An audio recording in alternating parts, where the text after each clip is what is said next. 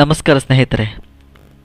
ಯುಗದ ನಾಂದಿ ಆದರೂ ಕೂಡ ಒಂದು ಯುಗದಿಂದ ಮತ್ತೊಂದು ಯುಗಕ್ಕೆ ಸ್ವಲ್ಪನಾದರೂ ಸಂಬಂಧ ಹಾಗೂ ಸ್ವಲ್ಪನಾದರೂ ವ್ಯತ್ಯಾಸ ಇದ್ದೇ ಇರುತ್ತೆ ಅನ್ನೋದಕ್ಕೆ ನಾವು ರಾಮಾಯಣ ಹಾಗೂ ಮಹಾಭಾರತವನ್ನು ಓದಿದಾಗ ಅಲ್ಲಿ ಯುಗಗಳ ಬಗ್ಗೆ ಸಂಬಂಧ ತಿಳಿಯುತ್ತೆ. ಹೌದು, ಒಂದು ಘಟನೆ ದ್ವಾಪರ ಯುಗದ ಶ್ರೀಕೃಷ್ಣನ ಅಂತ್ಯಕ್ಕೆ ಕಾರಣವಾಗುತ್ತೆ. ತ್ರೇತಾಯುಗದ ಆ ಒಬ್ಬ ವ್ಯಕ್ತಿಯ ಸಾವು ನಂತರ ದ್ವಾಪರ ಯುಗದ ಕೊನೆಯಲ್ಲಿ ಶ್ರೀಕೃಷ್ಣನಿಗೆ ಆ ವ್ಯಕ್ತಿಯಿಂದ ಅಂತ್ಯ ದೊರೆಯುತ್ತೆ. ಹಾಗಿದ್ರೆ ಏನು ಈ ಒಂದು ಕಥೆ ಅಂತ ನಾವು ನೋಡೋದಾದರೆ, ನೀವಿನ್ನೂ ನನ್ನ ಚಾನಲನ್ನು ಸಬ್ಸ್ಕ್ರೈಬ್ ಮಾಡದಿದ್ದರೆ ಸಬ್ಸ್ಕ್ರೈಬನ್ನು ಮಾಡಿ. ಈ ವಿಡಿಯೋ ಇಷ್ಟ ಆದಲ್ಲಿ ಶೇರ್ ಮಾಡಿ, ಲೈಕ್ ಮಾಡಿ ಹಾಗೂ ಸಬ್ಸ್ಕ್ರೈಬನ್ನು ಮಾಡಿ. ಸ್ನೇಹಿತರೆ, ಈಗಾಗಲೇ ನಾನು ಒಂದು ಹಳೆಯ ವಿಡಿಯೋದಲ್ಲಿ ಮಾಹಿತಿಯನ್ನು ನೀಡಿದ್ದೆ.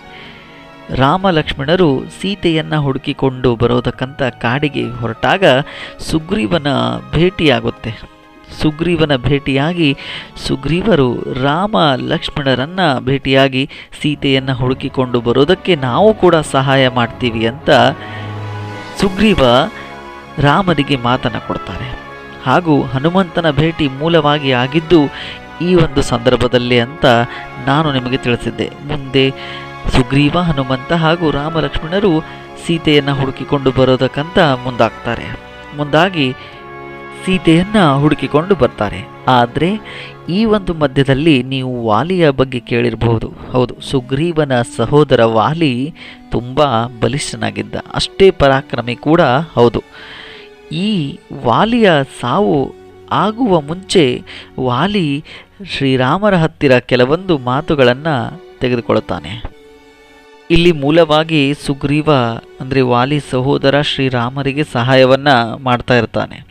ಆದರೆ ಕೆಲವೊಂದು ಘಟನೆಗಳು ವಾಲಿ ಸುಗ್ರೀವ ಅಂದರೆ ಸಹೋದರರ ಮಧ್ಯೆ ಬಿರುಕು ತಂದಿರುತ್ತೆ. ಆದರೆ ಅದು ದ್ವೇಷವಾಗಿ ಬೆಳೆದು ಕೊನೆಗೆ ಸಹೋದರರು ಯುದ್ಧ ಮಾಡುವಂತಹ ಸಂದರ್ಭ ಬಂದಾಗ ಶ್ರೀರಾಮರ ಒಂದು ಸಹಾಯವನ್ನು ಸುಗ್ರೀವ ರಾಮರಿಗೆ ಕೇಳಿದಾಗ ಶ್ರೀರಾಮರು ತಮ್ಮ ಬಾಣದಿಂದ ವಾಲಿಯನ್ನು ಹತ್ಯೆ ಮಾಡ್ತಾರೆ, ಅಂದರೆ ಕೊಂದು ಹಾಕ್ತಾರೆ.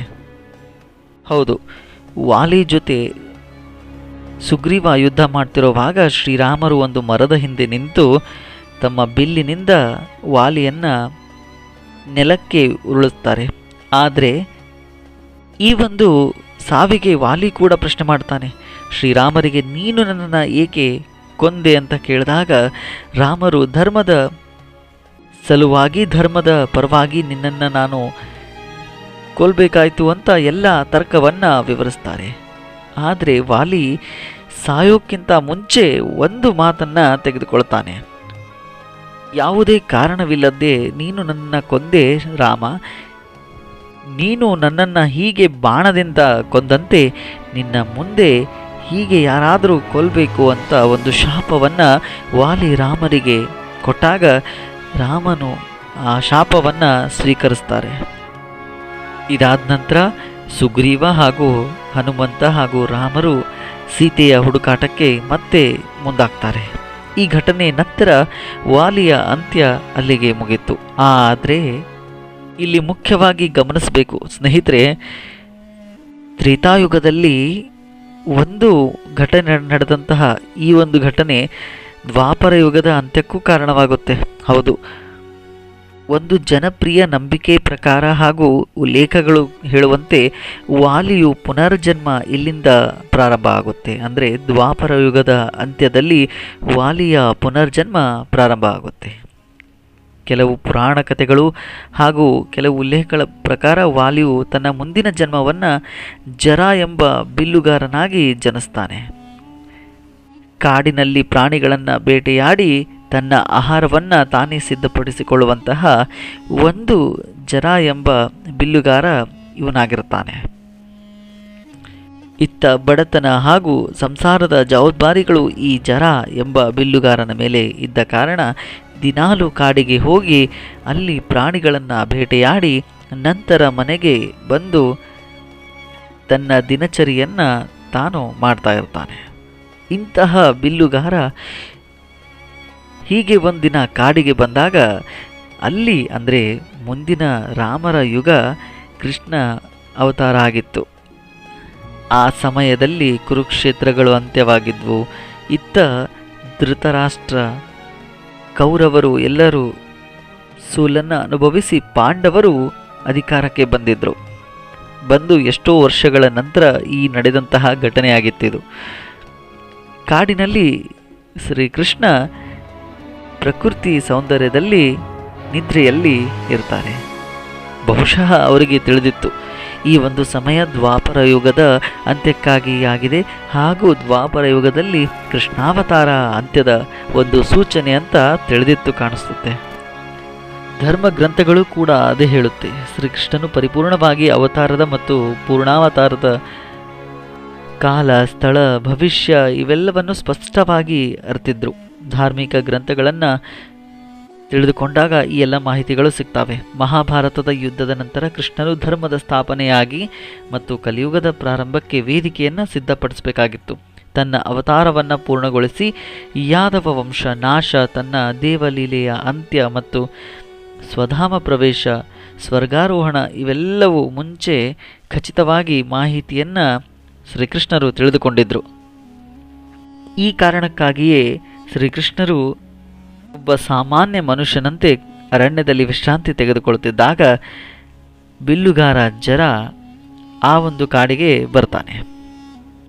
ಈ ಜರ ಬಂದದ್ದು ಆ ದಿನ ಪ್ರಾಣಿ ಬೇಟೆಯಾಡೋದಕ್ಕಂತ, ಜಿಂಕೆಯ ಬೇಟೆಯಾಡೋದಕ್ಕಂತ ಬಂದಂತಹ ಈ ಜರ ಶ್ರೀಕೃಷ್ಣ ಮಲ್ಕೊಂಡಾಗ, ನಿದ್ದೆಯನ್ನು ಮಾಡ್ತಿರುವಾಗ ಕಾಲನ್ನು ನೋಡ್ತಾನೆ. ದೂರದಿಂದ ನೋಡಿದಾಗ ಒಂದು ಜಿಂಕೆಯ ಆಕಾರದಲ್ಲಿ ಆ ಒಂದು ಪಾದಗಳು ಕಾಣಿಸಿದವು. ದೇಹ ಒಂದು ಕಡೆ ಕಾಣಲಿಲ್ಲ. ಈ ಕಾರಣಕ್ಕಾಗಿ ಜರ ತನ್ನ ಬಾಣದಿಂದ ಶ್ರೀಕೃಷ್ಣರ ಕಾಲಿಗೆ ಬಾಣದಿಂದ ರಭಸವಾಗಿ ಹೊಡೆದು ಬಿಡ್ತಾನೆ. ಇಲ್ಲಿ ಒಂದು ಪ್ರಶ್ನೆ ಬರಬಹುದು. ಜರ ಹೊಡೆದ ಒಂದು ಪೆಟ್ಟಿಗೆ ಶ್ರೀಕೃಷ್ಣರು ಏಕೆ ದ್ವಾಪರ ಯುಗವನ್ನು ತ್ಯಜಿಸಿದ್ರು ಅಂತ ಬಂದಾಗ, ಸ್ನೇಹಿತರೆ, ಪುರುಷೋತ್ತಮನಾದ ಕೃಷ್ಣನ ದೇಹ ದಿವ್ಯವಾಗಿತ್ತು, ಹಾಗೂ ಅವನು ನಾರಾಯಣನ ಅವತಾರ ಹೌದು. ಪೌರಾಣಿಕವಾಗಿ ಅವನ ದೇಹ ಎಲ್ಲ ಅಂಗಗಳು ದೈವಿಕವಾಗಿದ್ವು. ಆದರೆ ಪಾದ ಮಾತ್ರ ಭೂಮಿಯನ್ನು ಸ್ಪರ್ಶಿಸುತ್ತಿದ್ದ ಕಾರಣ ಪೌರಾಣಿಕ ನಂಬಿಕೆ ಪ್ರಕಾರ ಕೃಷ್ಣನ ಪಾದ ಭೌತಿಕವಾಗಿ ಲೋಕ ಹಾಗೂ ಭೂಮಿಯನ್ನು ಸ್ಪರ್ಶಿಸುತ್ತಿತ್ತು. ಆದ್ದರಿಂದ ಭೂಮಿ ಮೇಲೆ ಇದ್ದ ಯಾವುದೇ ಜೀವಿಯು ಮೃತ್ಯುವನ್ನು ಪಡಿಲೇಬೇಕು. ಆ ಒಂದು ಕಾರಣದಿಂದ ಭೌತಿಕವಾಗಿ ಇರುವ ನಂಬಿಕೆ ಇದಾಗಿತ್ತು. ಕೃಷ್ಣನ ಕಾಲಿಗೆ ಪೆಟ್ಟನ್ನು ಕಂಡು ಜರ ಬಿಲ್ಲುಗಾರ ಓಡೋಡಿ ಬರ್ತಾನೆ. ಹಿಂದಿನ ವೃತ್ತಾಂಶವನ್ನು ಎಲ್ಲ ತಿಳಿದು, ನನ್ನಿಂದ ತಪ್ಪಾಯಿತು, ನಾನು ಬೇಕಂತ ಮಾಡಿದ್ದಿಲ್ಲ, ಈ ಎಲ್ಲ ಮಾಹಿತಿಗಳನ್ನು ತಿಳಿಸ್ತಾನೆ. ಯಾವುದೇ ಕಾರಣಕ್ಕೂ ಯಾವ ಉದ್ದೇಶನೂ ಕೂಡ ಇಲ್ಲ ಅಂತ ಹೇಳಿದಾಗ ಶ್ರೀಕೃಷ್ಣರು ಆಗ ಜರಾನಿಗೆ ಹೇಳ್ತಾರೆ, ಇದು ನಿನ್ನ ತಪ್ಪಲ್ಲ, ಇದು ನನ್ನ ಲೀಲೆಯ ಒಂದು ಭಾಗ. ನೀನು ಯುದ್ಧ ನನ್ನೊಂದಿಗೆ ಮಾಡಿದ ಒಂದು ಘಟನೆ ಈಗ ನಿನ್ನ ಪೂರ್ವ ಜನ್ಮವಾಗಿ ಬಂದಿದೆ ಅಂತ ತಿಳಿಸ್ತಾರೆ. ನಂತರ ವಾಲಿಯಾದ ನೀನು ಜರ ಎಂಬ ಪೂರ್ವಜನ್ಮವನ್ನು ಪಡೆದು ನಂತರ ಈಗ ನೀನು ಅದೇ ಬಾಣದಿಂದ ನೀನು ನನ್ನನ್ನು ಮುಕ್ತಗೊಳಿಸಿದೆ ಅಂತ ಹೇಳ್ತಾರೆ. ಇದಾದ ನಂತರ ದ್ವಾಪರ ಯುಗ ಕೃಷ್ಣನ ನಂತರ ಅಂತ್ಯವಾಗುತ್ತೆ. ಕೃಷ್ಣಾವತಾರದ ಅಂತ್ಯ ಅಲ್ಲಿಂದ ಪ್ರಾರಂಭ ಆಗುತ್ತೆ. ಕೃಷ್ಣಾವತಾರದ ಅಂತ್ಯ ಅಲ್ಲಿಂದ ಮುಕ್ತಾಯವಾಗಿ ಮುಂದೆ ದ್ವಾಪರ ಯುಗ ಅಂತ್ಯಗೊಂಡು ಕಲಿಯುಗದ ಒಂದು ಆಹ್ವಾನವು ಅಲ್ಲಿಂದ ಶುರುವಾಗುತ್ತೆ. ಸ್ನೇಹಿತರೆ, ಮಹಾಭಾರತದಲ್ಲಿ ಶ್ರೀಕೃಷ್ಣನ ಅಂತ್ಯ ಒಬ್ಬ ನಾಯಕನ ಅಂತ್ಯವಾಗಲಿಲ್ಲ. ಮೂಲತಃ ಧರ್ಮದ ಒಂದು ಸಮಾಪ್ತಿ ಅಂತ ಹೇಳಿದ್ರೂ ಕೂಡ ತಪ್ಪಾಗೋದಿಲ್ಲ. ಕಾರಣ, ಶ್ರೀಕೃಷ್ಣರು ತಮ್ಮ ಹುಟ್ಟಿನಿಂದ ತಾವು ಅಂತ್ಯಗೊಳ್ಳುವವರೆಗೂ, ಕೃಷ್ಣಾವತಾರ ಮುಗಿಯುವವರೆಗೂ ಧರ್ಮದ ಸ್ಥಾಪನೆ, ಧರ್ಮವನ್ನು ಎತ್ತಿ ಹಿಡಿಯುವಂತಹ ಒಂದು ಕೆಲಸವನ್ನು ಮಾಡಿದರು. ಆ ಕೆಲಸಕ್ಕೂ ಕೂಡ ಅವರು ಇಟ್ಟಂತಹ ಹೆಸರು ಕರ್ಮವೇ ಆಗಿತ್ತು. ದೈವಿಕ ರೂಪಿ ವಿಷ್ಣು ಅವತಾರವಾದಂತಹ ಶ್ರೀಕೃಷ್ಣರಿಗೂ ಕೂಡ ಕರ್ಮದ ಪ್ರತಿಫಲ ಹಾಗೂ ಕರ್ಮದ ಅನುಭೋಗ ಆಗಿದೆ ಅಂತ ಅಂದರೆ ನಾವು ಮನುಷ್ಯರು ಯಾವ ಲೆಕ್ಕ ಅಂತ ಯೋಚನೆ ಕೂಡ ಬರುತ್ತೆ. ಆದರೆ ಈ ಘಟನೆಗಳು ಎಷ್ಟು ಸತ್ಯ ಎಷ್ಟು ಸುಳ್ಳು ಎಂಬುದು ನಮ್ಮ ಯೋಚನೆಗೆ ನಿಲುಕದು. ಆದರೆ ಕಲಿಯುವಂತಹ ಪಾಠ ಮುಖ್ಯವಾಗುತ್ತೆ ಹಾಗೂ ತಿಳಿಬೇಕಾದಂತಹ ಬೋಧನೆ ಮುಖ್ಯವಾಗುತ್ತೆ. ಜೀವನದ ಒಂದು ಭಾಗವಾಗಿ ಈ ಎಲ್ಲ ಮೌಲ್ಯಗಳು ನಮ್ಮ ಜೊತೆ ಉಳಿಯುತ್ತೆ. ಪುರಾಣಗಳು ಹಾಗೂ ಧರ್ಮದ ಕಥೆಗಳು ಕೇವಲ ಕೇಳುವುದಷ್ಟೇ ಅಲ್ಲ, ಜೀವನಕ್ಕೆ ಅದು ಅಳವಡಿಸ್ಕೊಂಡಾಗ ಅದಕ್ಕೊಂದು ಅರ್ಥ ಸಿಗುತ್ತೆ, ಅದಕ್ಕೊಂದು ಬೆಲೆ ಬೆಳೆಯುತ್ತೆ, ಮೌಲ್ಯವು ಕೂಡ ಹೆಚ್ಚಾಗುತ್ತೆ. ಆಗ ಮಾತ್ರ ಧರ್ಮದ ಸ್ಥಾಪನೆ ಆಗಿದ್ದಕ್ಕೂ ಒಂದು ಅರ್ಥ ಸಿಗೋದು. ಮುಂದಿನ ವಿಡಿಯೋದಲ್ಲಿ ಮತ್ತೆ ಹೊಸ ಮಾಹಿತಿ ಜೊತೆಗೆ ಮತ್ತೆ ಸಿಗೋಣ.